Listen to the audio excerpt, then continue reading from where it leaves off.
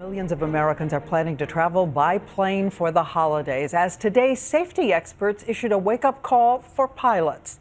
They have studied a new tape of that crash in San Francisco and are warning it's time to concentrate on people trained to fly the planes and not just the technology. ABC Senior National Correspondent Jim Avila takes us through this new tape.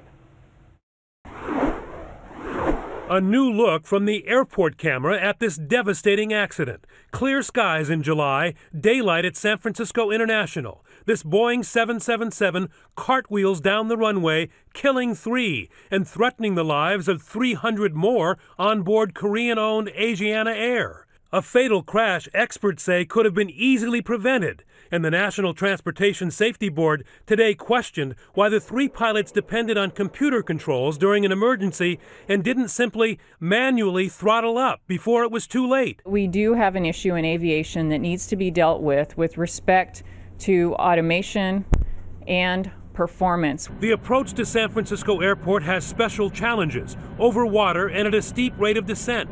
The pilot at the controls this day, in training on the 777, told investigators it was very stressful, very difficult to perform a visual approach with a heavy airplane, and he was very concerned, Cockpit communications show the flight was approaching normally. The pilot, unfamiliar with local geography, asking, "Is that the Golden Gate?"